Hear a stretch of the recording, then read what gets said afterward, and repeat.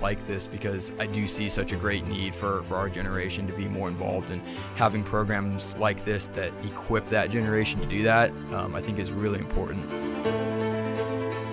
We do what internships typically do, try to train them for particular roles, get them some experience in the political world, but the ELP is so much more than that.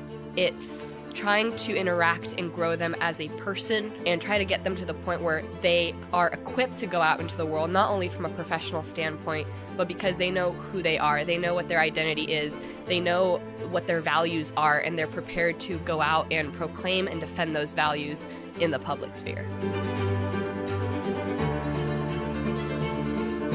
Something happens in everyone's life, especially an American, where it clicks in their mind. They have a responsibility to fight for their kids and their grandkids. And in today's world, freedom is very much under attack, has been for a long time, and we're seeing the consequences of communism and socialism creeping its way in. We are aware of that, and we want to do everything we can to develop people in the next generation to stop that.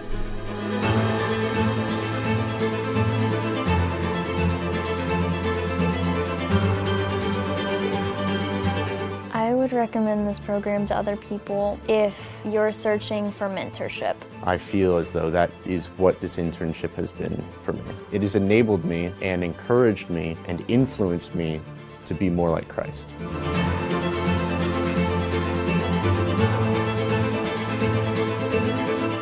I think this internship is really special in that you don't have to be wanting to go into politics, but I believe that what Convention of States stands for, self-governance, for being involved in your local government, is something that's important for every American citizen.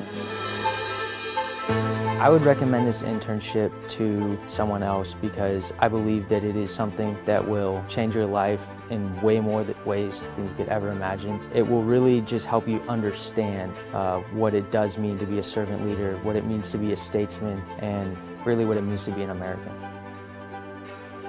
I want my kids and my grandkids to be able to experience the same thing I got to grow up with, but I've realized how fragile it is. Freedom is a fragile thing. It is fought for and won by the blood and sacrifice of patriots. I cannot in good conscience disrespect and dishonor the sacrifice of millions throughout our history that paid for the freedom that I'm enjoying today.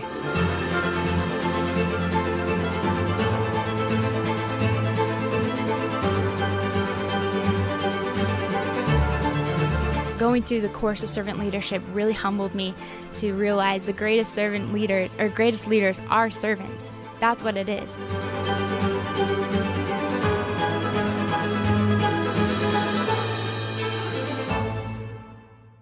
The greatest freedom that we can have is the freedom to pursue God and to pursue the calling that He gives us. A part of my calling is to better my country, is to better my family, is to better my community, and is to better myself through Him and through the principles of liberty. If I didn't do that, then I wouldn't be me.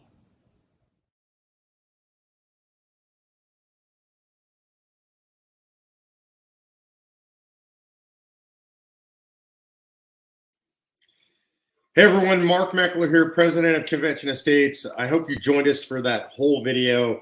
Got to see a little bit about our Emerging Leaders program. When I watch that video, and I've seen it a lot of times, every time I watch it, I get a little bit choked up. It is emotional to me. And the reason it's emotional to me is because it's so important to me, this idea of educating a younger generation of leaders. And I think one of the things that we are suffering from in this problem, are suffering from in this country, is a problem of a lack of education, a lack of pouring into, a lack of mentoring young people as they grow into the roles of leaders in their own age groups and beyond, as they move up into the world. We just expect them to become leaders. We just hope and pray that there will be good leaders who arise, but somebody has to take responsibility for that. You have to take responsibility for that in your own family, with your kids, with your grandkids, with other young people that you know. You have to take responsibility for that, maybe in your church or your synagogue. If we don't take responsibility for it, those of us who are leading now, then who will? And then what kind of results do we expect? So here at Convention of States, we designed something called the Emerging Leaders Program. You saw a video about that. That program was started quite a few years ago, and it was really based on this idea that one of the most important things that we can do is to leave a legacy, to leave a path and to train people to walk that path for younger generations, so that when old folks like me and maybe some of you who are watching are gone, that we can rest assured that there will be people coming up behind us that understand what it means to be a servant leader, what it means to be a statesman, what it means to live a life according to biblical citizenship, not just to be a good citizen, but how do you do that applying biblical principles? How do you do all that stuff together? And how do you do it based on a foundational understanding of what Western civilization is and what's our place in Western civilization? So we try to bring these young people in, and we try to have these discussions and teach them these things, have them read, have them study, have them work for the organization over an entire school year. And it's a paid internship. It depends on the year. We take anywhere between 8 and 16 interns. We get them from all over the country. I think they're the best of the best. I do all of the interviews. I interview every single person who's up for an internship. I have a couple of young coordinators who run the internship program for me always. I think this is a really important thing that we do that's very different. It's not old people like me mentoring young people. It's young people who lead the program. I participate and others participate, but it's really led by young people who have been through the program. Nobody can lead it until they've already been through it. And so we regenerate the program. And I think because of that, the program stays fresh and it gets better and better. And I think it's really important. If you want to learn more about this, you can go to conventionofstates.com /intern. You see that on the screen, Convention of States /intern. You can learn about the program. You can donate to support the program. It takes money to run this program. What we're going to do tonight is something that I'm trying to do on a regular basis. And that is we're going to bring on some of our young interns and let you hear from them, because I hope that you'll be as inspired by them as I am. Number one, I hope it gives you hope for the future of the country. Number two, I hope you're inspired to donate. And so you can do that, and we'll put up on the screen how you can do that throughout this interview process. But we're probably going to spend maybe 45 minutes or an hour together, and we're going to just interview these interns, let you hear from them in their own words what this program is about, what it's meant to them, and how they see it fitting into their lives. So, Producer G, why don't you bring in our interns, please? So we have 3 young interns with us. We have Kaylee Zimmerman, Emily Hamilton, and Olivia Buchanan. And they are about 2/3 of the way through our internship program this year. So I'm just going to start by having you guys introduce yourselves. So Kaylee, why don't we start from you? Why don't you say where you're from, what's your background, how'd you get into the COS internship program? Absolutely. So I'm Kaylee Zimmerman. I'm a senior at the University of Arizona, and I'm a 5th generation Arizonan. So the culture of the Southwest is something I love. I grew up really involved in agriculture. And so here at the University of Arizona, I'm majoring in agriculture leadership, communications, and minoring in government and public policy. And so I have law school on the horizon. That's the next step for me. I also grew up with a faithful family that taught me to be a patriot and to love this country and to realize that freedom isn't free, and that we have, all of us, a duty to defend liberty each day in a lot of different ways. And so that led me into being involved in organizations in college that helped to steward me and lead me in that direction. And that's how I found Convention of States and the ELP program. Well, we love having you, and you're one of the superstars in the program for sure. I know people should be paying attention. You're going to go to law school, and Lord knows what happens after that, but they'll be hearing your name for sure. All right, up next, Emily, why don't you tell folks a little bit about yourself, where you're from, how'd you end up being in the program? Absolutely. My name is Emily Hamilton, and I am actually from California, of all places. So I always tell people, don't judge. I am a great patriot. I love the country, even though I'm from California. We need patriots here as well. So that's what I'm doing, living in California, trying to make a bit of a difference here. I'm a recent college graduate. I studied politics and history and did a minor in cinema television, and looking to continue pursuing work in those areas. And I got involved with COS, actually saw the internship advertised in a newsletter, and I was like looking at it, oh, that looks really interesting, looking through the webpage, and really stood out to me that the internship was not just about politics. It's not just about, grassroots or door knocking, those kind of things. There was an opportunity for any skill set you could bring to the table. So that was something that really appealed to me, and I'm so blessed and thankful to be here. I'm glad to have you as well. All right, Olivia, last but not least, you're up. Yeah, hi. So I'm Olivia Buchanan. I'm from Dallas, Texas. I'm a native Texan. And right now I'm studying politics at the University of Dallas, which is a small liberal arts college here in Dallas. And politics here is really more political philosophy. So big emphasis on the works of Western civilization, all the way from the ancients up to contemporary. So really, really fun stuff. And yeah, I also come from a pretty patriotic family. My dad served 20 years in the Air Force flying helicopters. So we definitely grew up with a strong sense of freedom isn't free. And the liberties that we have in America are unique and they're a gift and have to be protected. Um, so I've always been kind of interested in politics, but I really became more interested in it in college, studying it. And then I actually found the internship on a job board of all places, which is so funny. I think I'm the only person ever that's found it on a job board and not through the website or Patriot Academy. But it really was a big blessing. I read the word Western civilization and was completely sold on that alone. But what really drew me to the internship was definitely the holistic perspective on work and on the person that I saw. This internship is focused on work. You learn a lot of hard skills, but it's interested in a lot more than that. We study servant leadership and Western civilization, statesmanship. So there's a big emphasis on just forming you as a person as a whole and not just a working individual. And I'd say that really drew me in, and it's been a fun ride. Good. Well, I'm going to jump in with you and continue going here. You mentioned civ, statesmanship. Talk a little bit more about the sort of curriculum side of the program. What are you learning about? What are you reading? Yeah, so the curriculum is kind of varied. We started with servant leadership and we read a book about servant leadership. And then after that, we moved to Western civilization. So study the great works of the ancients and the Christians up into the Enlightenment. And then right now, we just completed our Constitution section. So we did a bunch of Constitution courses from Patriot Academy. And then we're about to move into our final section, which is on statesmanship. So we're studying different presidents and figures in American history. All right, I'm going to jump back to Emily. Emily, so you're reading all these different subjects. You're diving into a lot of different stuff. Do you have a favorite thing, or what sticks out to you so far out of the curriculum that really made an impact on you? My favorite part so far has definitely been the Western Civ stuff that we've got to really delve into. It's just been great getting to read these thinkers from the past that really formed and shaped the ideas that we're blessed to be living in today.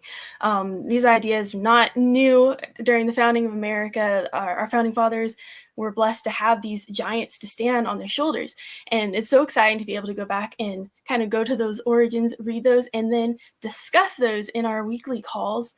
That's been one of my favorite parts, just being able to read the material and then come together and discuss and hear other people's perspectives on it. I've really benefited from that a lot.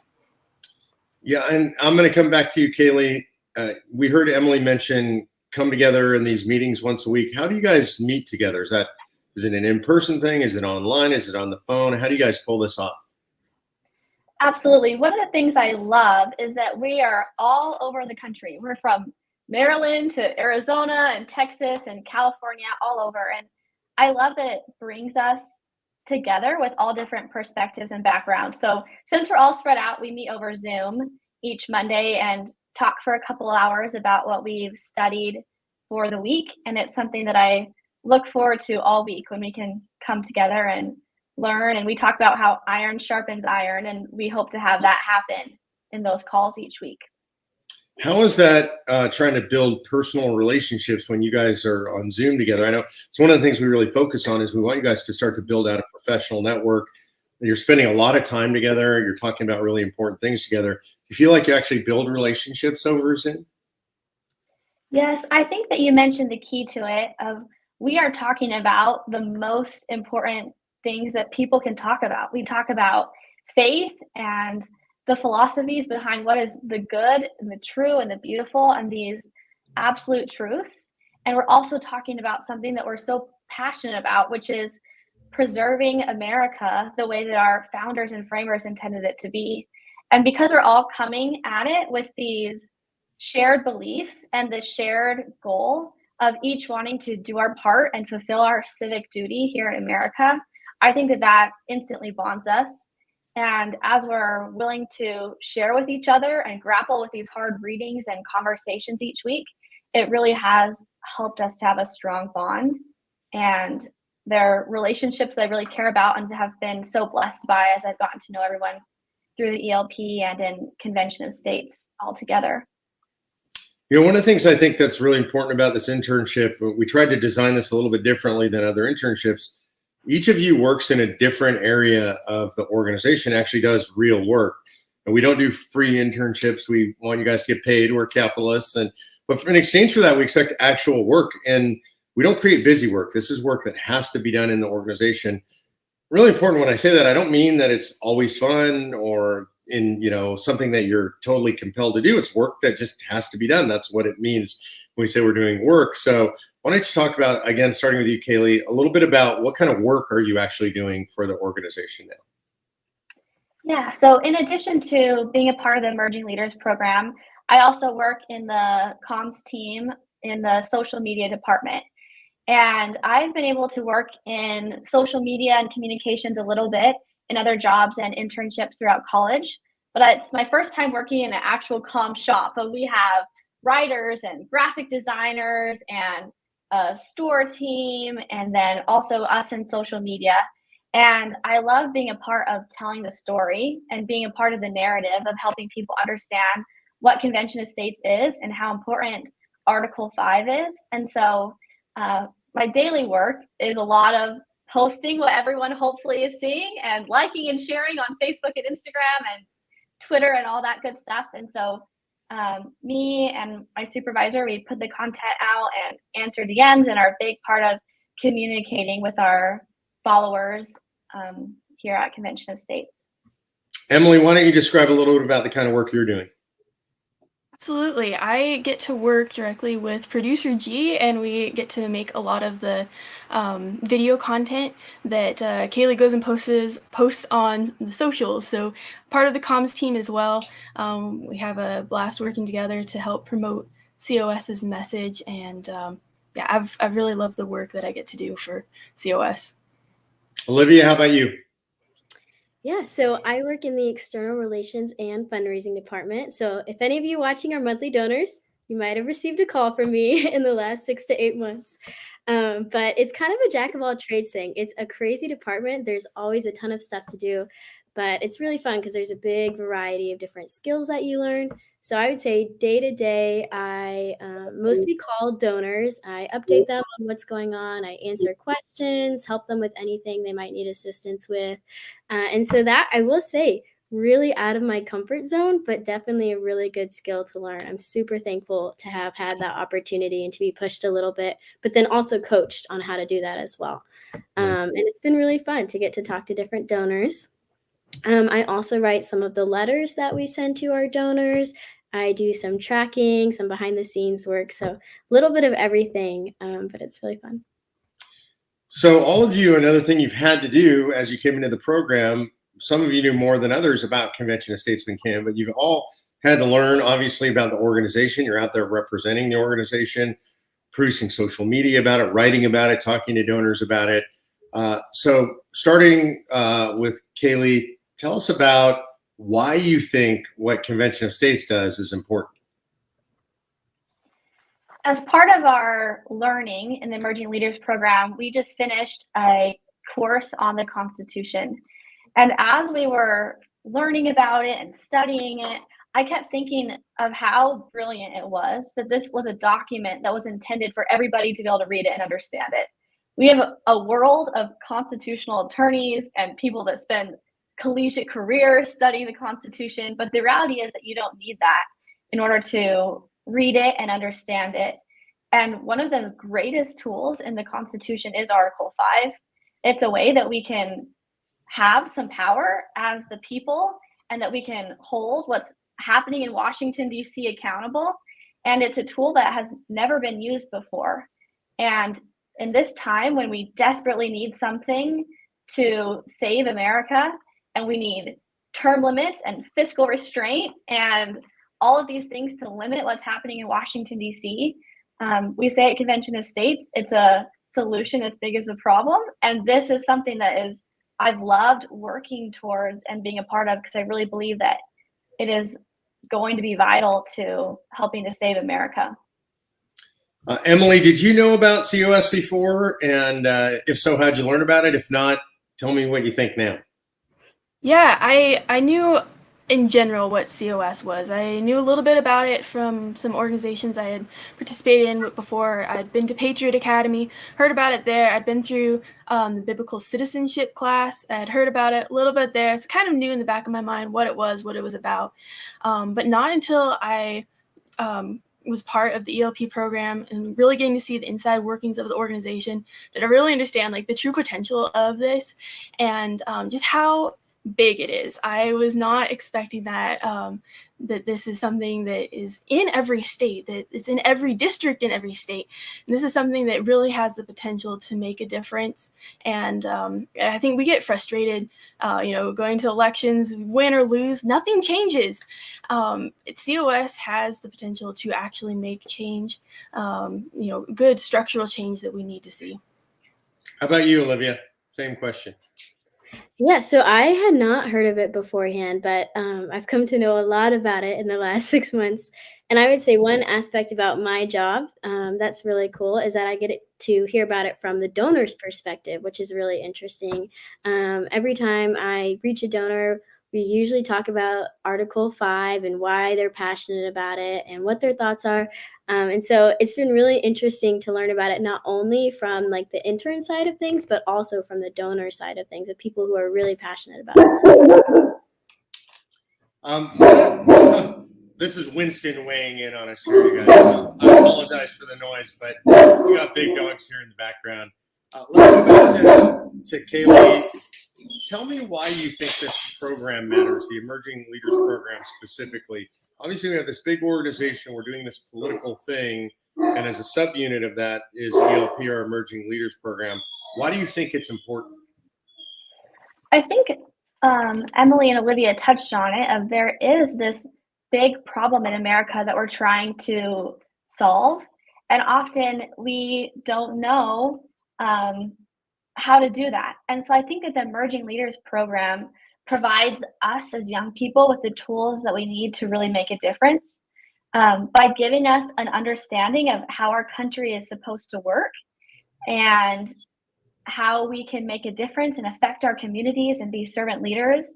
I think that the greatest thing that ELP does is equip us with tools that are needed to help save America. And with tools comes the hope that we really can make a difference. And so I've loved being a part of this program. So Emily, I'm gonna phrase that question a little bit differently to you. Is there something that you could point to that you've gotten out of this program, maybe that surprised you or really stretched you, expanded your horizons? I think so. I'll touch on both. There's the ELP aspect of it. There's the work aspect of it. I think coming into the work aspect of it, I was very surprised that I was just handed work and like, here, go do this. Show me what you can do. And the amount of trust that people have in you to just expect that like you can do this. I don't need to hold your hand. Just show me what you can do. And the willingness to equip you to do good work was just really surprising. I was expecting it to be very much like maybe other intern programs where you're given kind of softball stuff to do that doesn't really matter. But I really felt like the stuff that I was doing was pushing me to become better at what I wanted to do. And that was incredible. And then just the ELP side of it, I think a big thing is the relationships that you make, being able to see that there's other people that, love the country, that love learning about political philosophy and the great thinkers of the past and civics and statesmanship and these things that, you're not the only one out there that's like this. And there really is a network of people who love the country and want to fight for it. So I'm going to go to you, Olivia. What is it that has stretched you or that you're learning or that's been something you didn't expect to get out of the internship program that you're getting now? Yeah, I would say one thing that I would immediately think of is within the internship program, I think it's a really nice balance of the interns all have a similar enough foundation. We all kind of see things through a Christian lens, but with that foundation, there's still a lot of disagreement, and we just have a lot of really intelligent people on our intern team. So I would say the debates that we have for the ELP definitely stretch me a lot, give me a lot to think about, and they really challenge me. But also, I've learned a lot from them. Yeah, you guys just had a debate recently where we broke you up into teams. Since you mentioned the debates, can you talk a little bit about that debate and what that was like? Yeah, that was so much fun. So we debated the question of tyrannicide. Could it ever be justified to kill a tyrant? And beforehand, we had done some research. We based it off of different Western civilization readings that we had done beforehand. So Blackstone, Martin Luther, Aquinas, people like that. And then we put together papers. So we each wrote like a 5-page paper on the question, submitted our papers, and then the ELP coordinators divided us up into 2 groups, pro and against. And then we got to plan and strategize as like a mini team, which was actually really cool. It was a really cool way to bring everybody together to get to know like a smaller subsection of people better. And we planned it out. We figured out who was going to say what. We talked about different strategies, anticipated arguments. And then during our normal ELP meeting on Monday night, we had a debate, and it was no joke. It was intense, but in the best way. I mean, I didn't realize like just how serious it was going to be, but it was. Everybody took it very seriously, and people had really good arguments, really good cross examinations. And I was surprised by how challenging it was to keep up. But then at the same time, it's exciting. Like I could feel my blood pumping as I'm thinking of a million different responses and objections. But then, oh, they made a really good point. What am I going to say? So it was a lot of fun. And we actually had 3 of our other COS staff come and judge it. And that was another really cool aspect about it as well. Yeah, and for those of you who are watching this, that is a high-level debate. I want you to just even think about that concept. That is it okay to kill a tyrant, right? And this is something that has been discussed philosophically over the ages. There isn't an easy answer, and to bring these young people into a challenge where they're forced to, 1, think about that, 2, formulate their arguments so that they can write those arguments out, and then 3, to engage in the real-time rhetoric and debate of this. It's not easy stuff. It's very difficult stuff. I know our staff was super impressed with what you guys did and what you came up with. And so I appreciate the way that you guys engage. And I want you to understand, if you're watching this, what a challenge it is. Again, if you want to know more about the internship program, go to conventionofstates.com/intern. If you want to donate to support that, producer G can put something up on in the chat. And so you can see exactly how to donate to this to support what these young people do. It costs money to do this. We hire them. We're actually paying them. We make sure they have the resources they need to do this. I'm going to come back to you, Kaylee. And we're going to get more general. I'm sort of going to move out from the program. You're obviously somebody who cares about the country. You're in an internship that is working, I would argue, to save the country, producing one of the solutions to save the country. What do you see for America's future? For a lot of us who are older, it looks pretty dark out there. You're new, coming into the system, fighting for what you believe is right. What's your hope for America, and how do you see COS fitting into that? I think that's the question that's happening in dinner tables across America.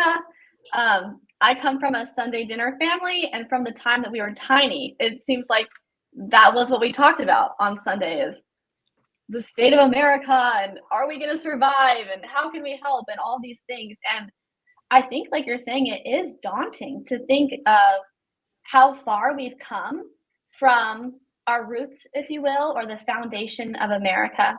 And so I think a few things that I've learned from being in the ELP and working with COS is first that in order to restore America, we need to bring education to talk about where we came from and help people understand how to return there. So I think the greatest thing we can do is first work to educate, whether that's working at state capitals or schools or within your own family, to bring the Constitution and the founding principles of America back to people is one of the greatest things we can do. And our call on Monday, we actually talked about when people have an understanding of that, then they feel this internal duty. Like you read the Constitution, if there's these checks and balances and someone has to hold these people accountable, and they're like, wait, that's me. I have a job in this. and it's written in from the very beginning. And so I think step one is education and being willing to talk with people. And the next is once they have an understanding, we feel that duty and then providing ways for them to get involved too. And so I love that COS is grassroots because I think that's the answer, is tons of people believing in the cause and championing it and working in their homes. And we know home's the most powerful thing. So if we can bring that to homes all over America, I think that's the answer. So Emily, you're perched out there on the West Coast. That's where I come from, so I don't hold it against you. I did escape to Texas, so me and Olivia can hang out here and hide in Texas where it's safe. But you're out there on the West Coast, so you have a unique West Coast perspective on this. I know it's rough in California.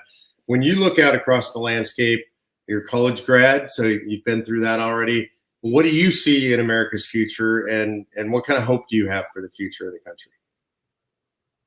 Yeah, I definitely you look out across America and it doesn't look cheery. There's definitely issues that we're facing. We have so many people who don't love the country anymore, and we're facing some serious stuff. It's no joke what's going on, and so it can be very easy to get depressed about stuff like that. And I know growing up, you kind of look out and see, hey, there's this huge need in the country, and I don't really know what to do about it. And when you learn about stuff like COS, it's so encouraging to see that there is something that I can do.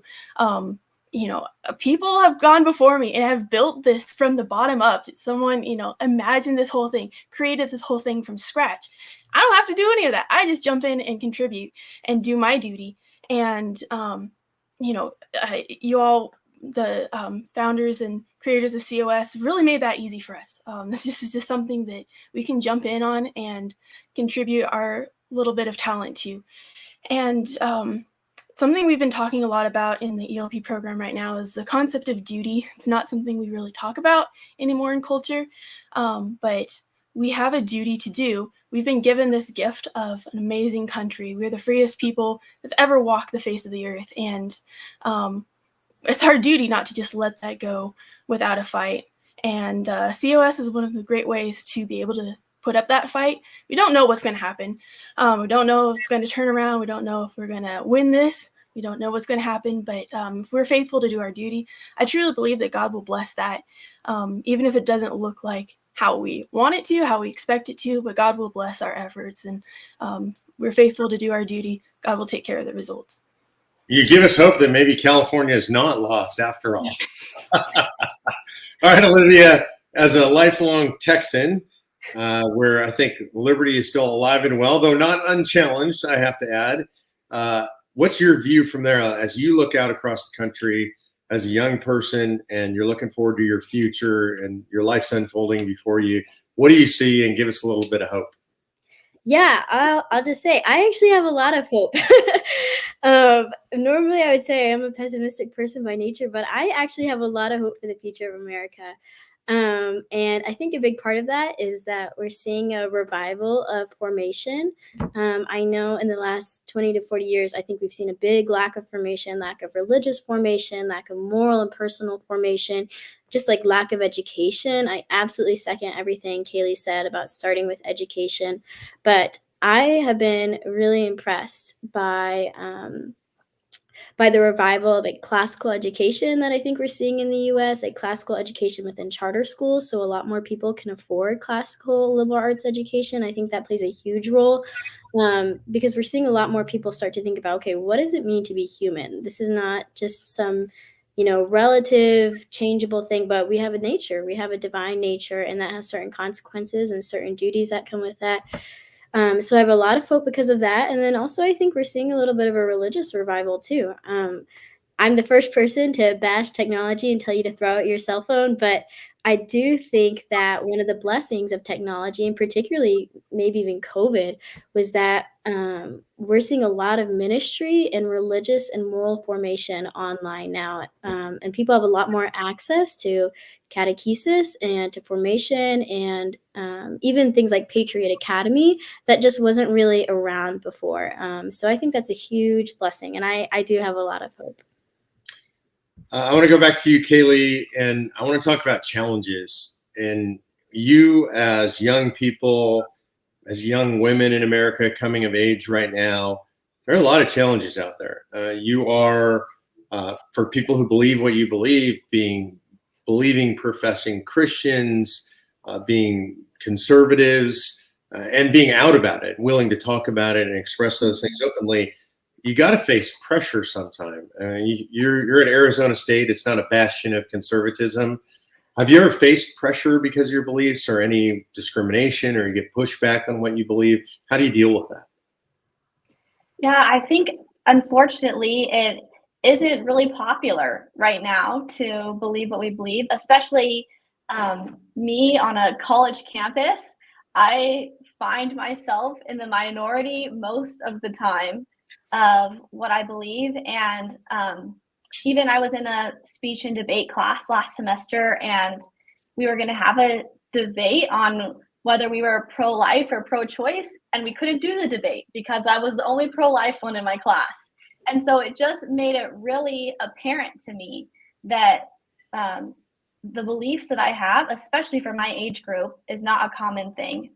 And while that is disheartening and a challenge, I think it just makes it even more important for us to be willing to talk about it, because we do believe in it so much, and we believe that these are the values that are going to restore America. We can't just be quiet and continue to be in the minority. We have to fight for those and use that opposition to show us just really how important it is that we are good examples to people. And going to you, Emily, same thing. What kind of challenges have you faced growing up at this time in American history, sort of being an outlier from the mainstream, especially there in California? Yeah, I went to a Christian school. My little community here in Tehachapi, California is very conservative, so I haven't had the same kind of pushback or just challenges to my belief as Kaylee's described. But the times when I have had opportunities to discuss with people, that have differing opinions, something that I think is just really important is being able to be that voice of reason and calm in a conversation.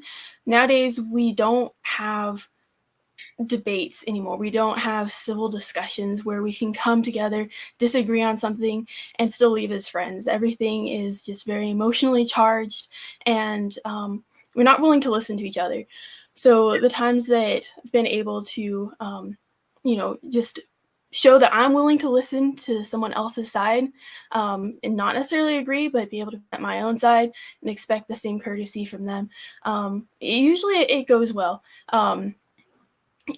People, I think, are, especially if you can talk in person, not as nasty as they tend to be online. You're looking someone in the face, you're looking them in the eye, and they can't hide behind a screen. And it's just, you're able to have more of a civil discussion in those cases. What about you, Olivia?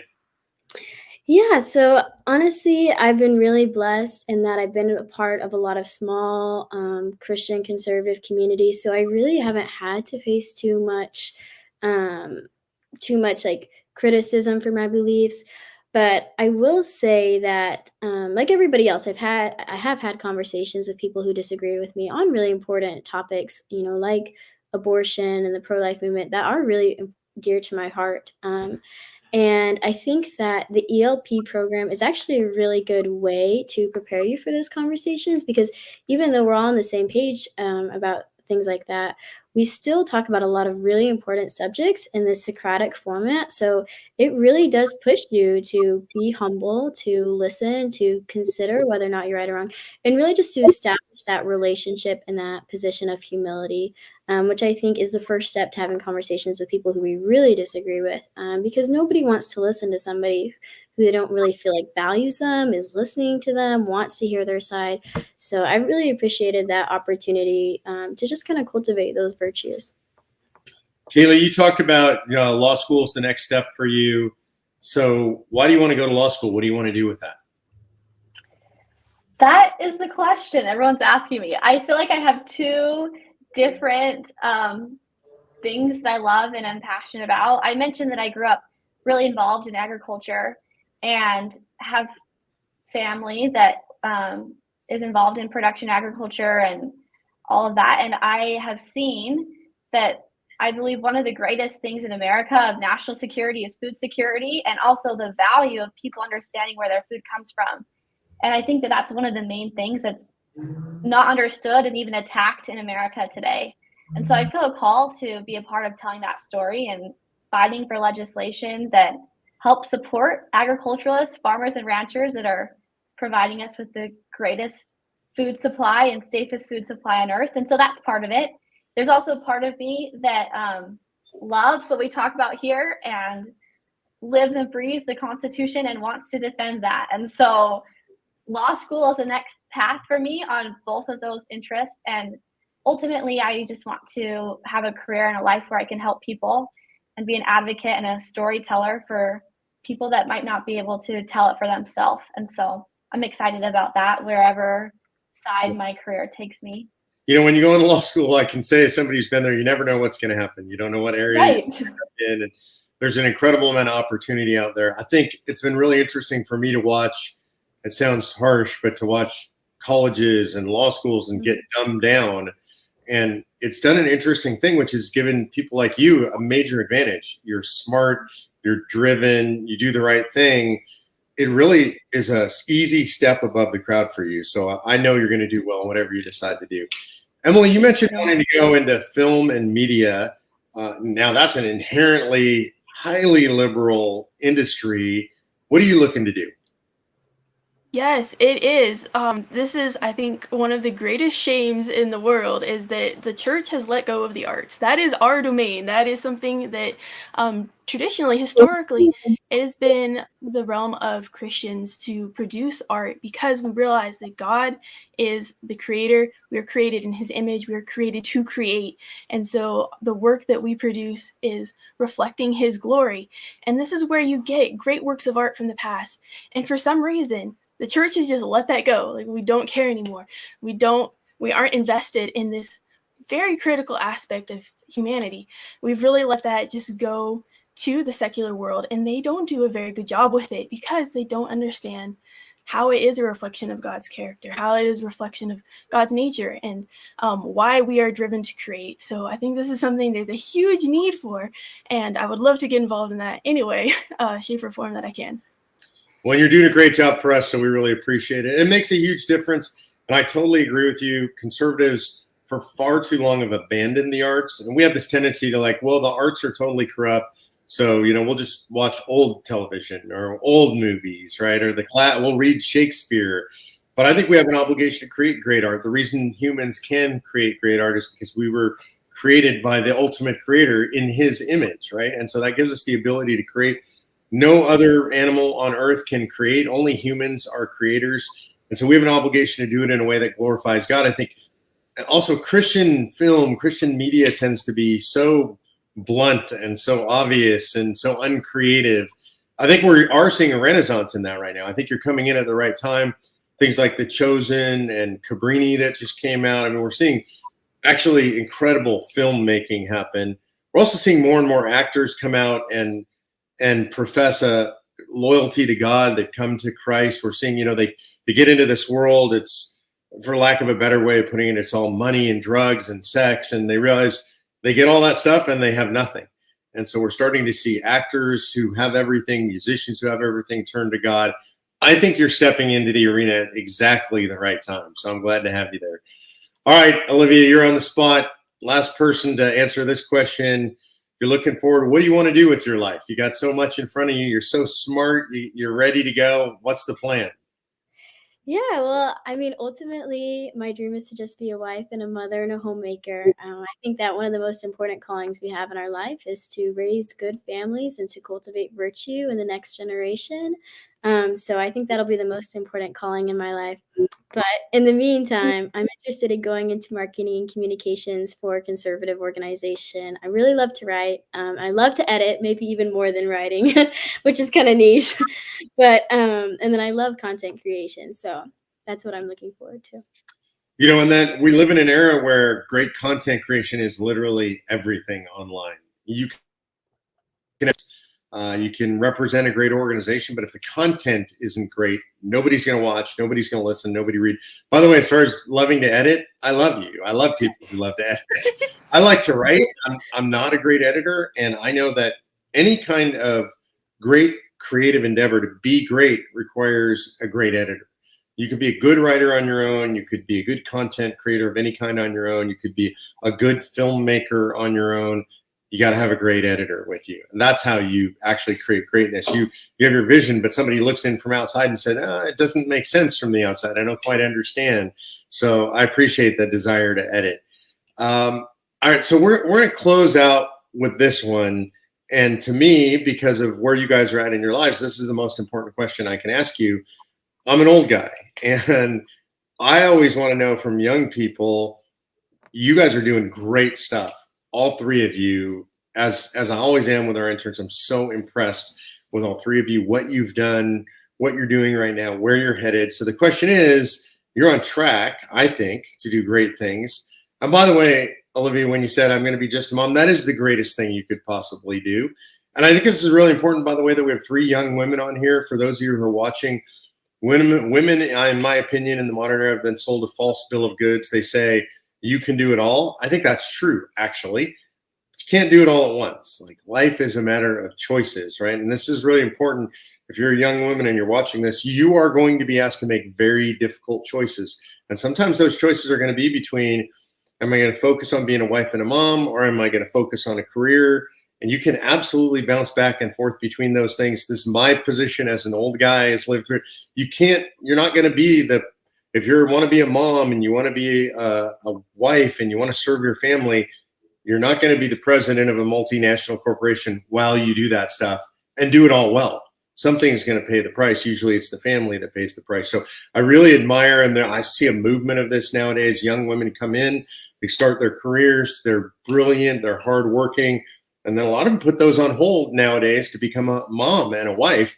The most important role that I think a human being can play, the magic role that God only gave to women, despite what they're trying to tell us nowadays. You're not birthing people. You could be moms. So I think it's really incredible that you guys are in the arena doing the fight now, that I know all three of you are interested in having families someday.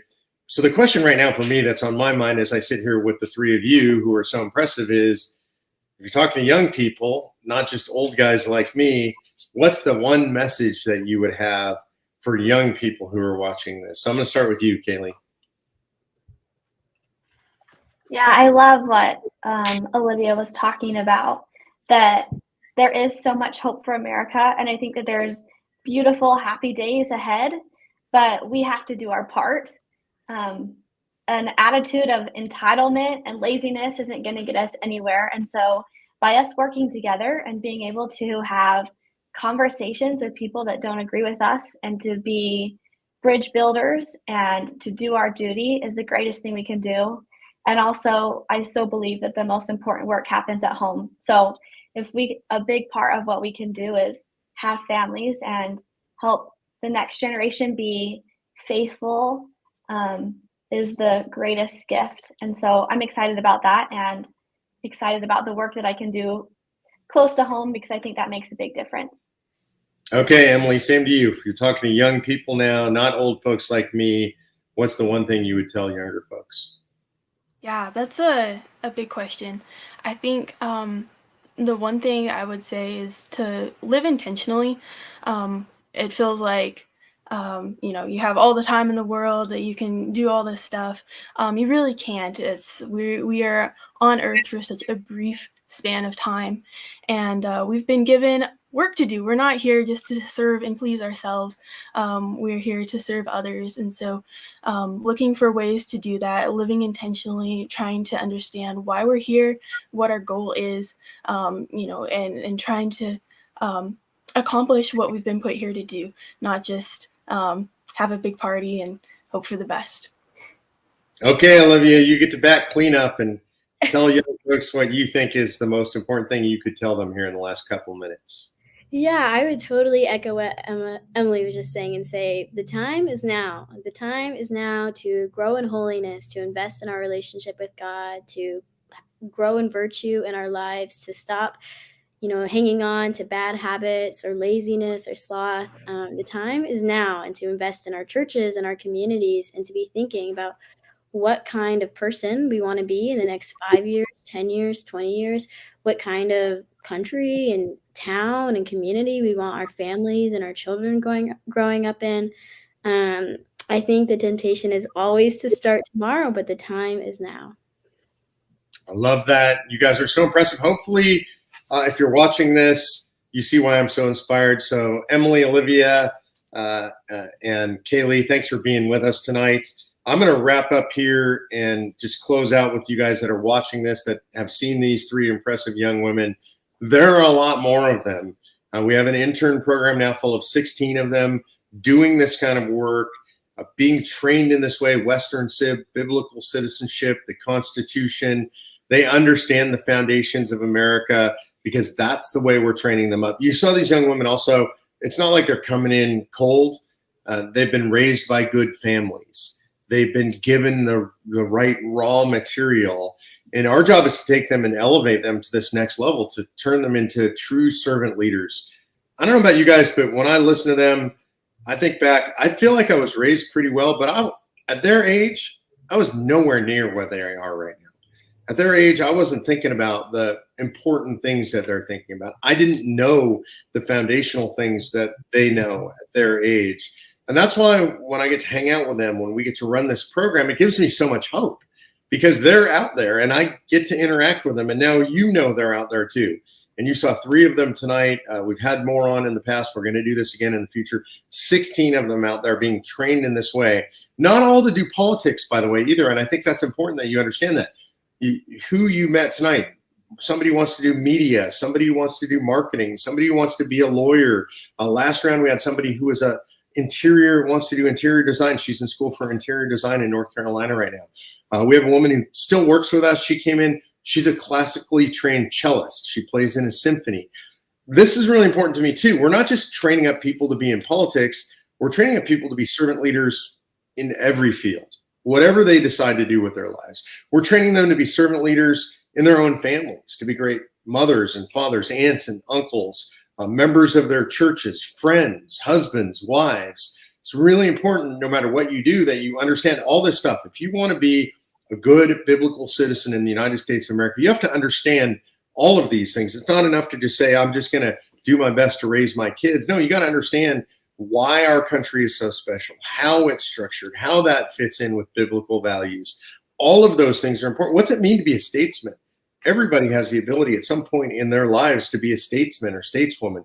So you got to be able to understand that stuff and articulate that stuff. We challenge them. We help them grow. And then when they leave Convention of States, we help to place them with other internship programs, or we do letters of reference when they're going off to law school. We connect them and we stay connected with them. All of them are invited to stay connected with us. We hope that they'll stay connected together. We have some of our very first interns that I still work with today, that I still write letters of recommendation, that I still help them get jobs, that we still help network them all over the country. They're doing the work of rebuilding America in the way that it needs to be rebuilt on foundational principles. If this inspires you to give, I really appreciate it. You can learn more, conventionofstates.com/intern. Go there, learn about the program, donate to the program, help us to continue to grow and expand the program to serve these young people. If you're like me and you look out in the world, and I know you are, and you watch the news, you watch it online, maybe you watch TV, there's a lot to be depressed about when you watch all this stuff. But I hope that you saw these 3 young women today and you leave this live and you think, maybe there is hope. And I can tell you there are a lot more young people like this out there, and we intend to reach as many of them as we can, but we can only do it with your help. conventionofstates.com/intern. We're going to do it again, so be watching for another live. We're wishing you the very best. God bless you guys.